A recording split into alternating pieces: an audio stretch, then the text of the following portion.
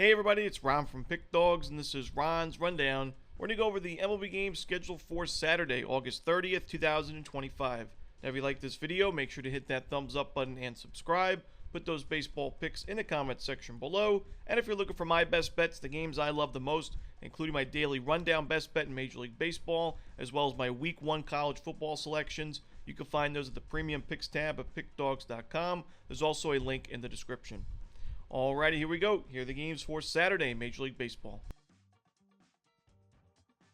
First up, we've got the Brewers and the Blue Jays. We've got Quinn Priester and Kevin Gausman as the starters. It looked like Quinn Priester was going to start the other day in that Diamondbacks series, but ended up being Aaron Ashby and Eric Fedde in that start, and ended up being a Brewers loss in that game as well. But Priester still has that win streak. The Brewers have won 15 straight Quinn Priester starts going into this game. He's had an extended rest now. His last game was on August 21st. I think it's going to be a decent outing for Priester, who's pitched well on the road this season, even better on the road than he's been in American Family Field. 3.18 ERA, 5-1 record on the road this season. Kevin Gausman's not been the sharpest at Rogers Center with an ERA above 4. I've got to continue to roll with this streak. Give me the Brewers on the money line in this one. Next up, we got the Tampa Bay Rays and the Washington Nationals. We got Ryan Pepiot and Jake Irvin as the starters. Pepiot had struggled in the month of August up until his last game against the Cardinals, which was 5 innings of shutout baseball, only 1 base hit given up, ended up being a 7-2 Rays win. And even with his struggles, the Rays have been able to put together 3 of his last 4 starts as victories. I think he's a much better option in this game compared to Jake Irvin, who has struggled consistently in 2025. He's given up a lot of earned runs recently. Even his last game, just 3 runs given up, but only 2 in the 3rd inning, 6 base hits, a couple of walks, and the Nationals have lost 4 of his last 5 games. I got to roll the Tampa Bay Rays in this game on the money line. Next up, we've got the Miami Marlins taking on the New York Mets. We've got Edward Cabrera and David Peterson as the starters. Interesting game here. I think it's a tough one, but I am going to lean towards the Marlins here, plus the 1.5 runs. David Peterson has been inconsistent. Both these pitchers have been inconsistent in the month of August. I would say Peterson, probably one of his weakest months of the season. The Mets have lost 4 of his last 5 games. His control's been up and down. He had 4 walks given up in his last game against the Braves. He had that one really good outing against the Nationals, but outside of that one game, it's just not been a great month for Peterson, and the current Marlins roster actually has pretty good numbers against the lefty in the past. And Edward Cabrera, he doesn't have the best numbers against the Mets lineup. The Mets have been crushing right-handed pitching, but Cabrera is having his best season at the major league level, especially at this sample size, over 120 innings. Great strikeout numbers, and it's interesting. He struggled against the Cardinals and the Guardians. Those are probably the 2 worst lineups in baseball in August against right-handed pitching, and pitched well against the Braves twice and the New York Yankees in the month of August. So kind of crazy stuff, but I think Cabrera can put together a decent outing, enough for the Marlins to compete in this game, at least cover the run line. I'm going to go Miami plus the 1.5 runs. Next up, we've got the Pirates and the Red Sox. We got Johan Oviedo and Dustin May as the starters. I think the value lies with the Pirates in this game. And they've not been a great road team this season, but Oviedo so far so good. 10 innings, 14 strikeouts, sub-4 ERA, back-to-back really good outings in his last 2 games against the Cardinals and the Blue Jays. The Pirates face Dustin May, who so far his first 4 games with Boston, 3 of those ended up being Red Sox losses. And he's given up a lot of sharp contact, especially the last game, 3 home runs against the New York Yankees.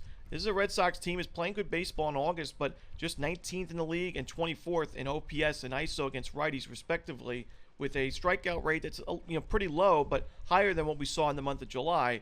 I'm going to roll with the Pirates in this game on the money line on the road.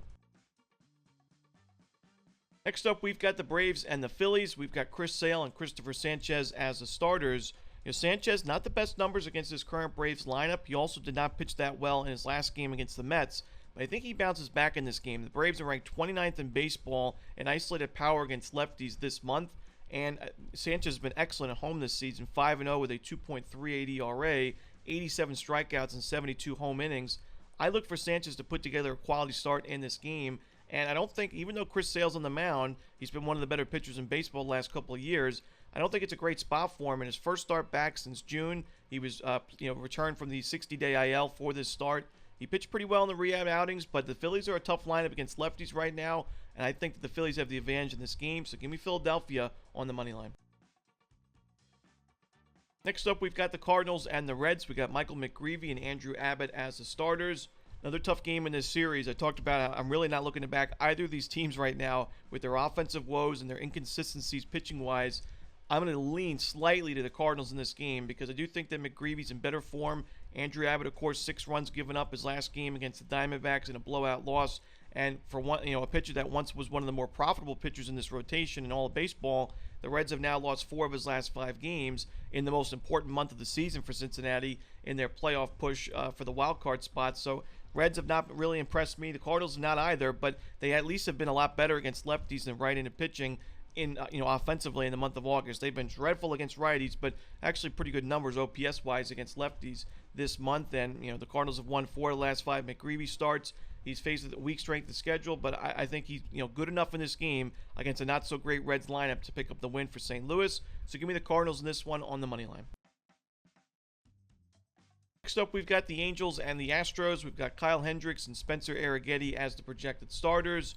Look for a lot of offense in this game. Neither of these starting pitchers have really impressed me as of late. Neither of these starting pitchers have good numbers against the opposition in previous meetings, even though it's been small sample sizes. But Kyle Hendricks in 68 plate appearances against the current Astros lineup, .524 expected slugging percentage, .302 expected batting average, very low strikeout rate to go with it. I think he's in trouble, but Arrighetti, since his return from injury, his last game was definitely a step in the right direction, but he's been inconsistent with that control, giving up 3 home runs his last 2 games combined. He's pitching at home here where he's been better on the season, but I still think the Angels can do enough damage to get this over the total, Angels-Astros. Next up, the New York Yankees and the Chicago White Sox. We got Cam Schlittler and Shane Smith as the starters. And Shane Smith's pitching really well. He's looking like the starting pitcher we saw in the first half of the year, the one that was able to make it to the All-Star team this season for the American League. But I still think that Schlittler is pitching really well on the Yankees side, and the Yankees have the much better lineup and bullpen to go with it in this series. So I still have to roll with the Yankees in this game. Now, the run line may get a little bit dicey in a game that I think will be pretty low scoring at the beginning, but the Yankees offense should open up towards the end. But for me, if you want to split your wager between money line and run line, the money line is very steep. That may be the best way to go. I think Schlittler can put together a quality start. Shane Smith, I don't think gets crushed, but this White Sox bullpen is not great, and the Yankees get 9 full innings of at-bats in this game, being the road team, and they have been dangerous offensively as of late. So give me the Yankees on the money line and run line. Next up, we've got the Padres and the Twins. We got Nick Pivetta and Mick Abel as the starters. Abel in his first outing as a Minnesota Twin did not go too well. He gave up 6 earned runs. I think he's got a lot of potential. I think the Twins did a pretty good job in the deadline. Honestly, not the best job when you look at all the players that they got rid of at the deadline. I honestly would expect them to get a little bit more assets than they did. I look at a team like the Athletics that got rid of one of the best closers in baseball and J.P. Sears in that deal with San Diego, and they got a return, that's for sure. Minnesota, they traded basically everybody away that they could in the bullpen. And, Mick Abel, like I said, a lot of upside, but right now not working at the major league level. You got Nick Pivetta on the other side. He's been one of the better pitchers in the National League.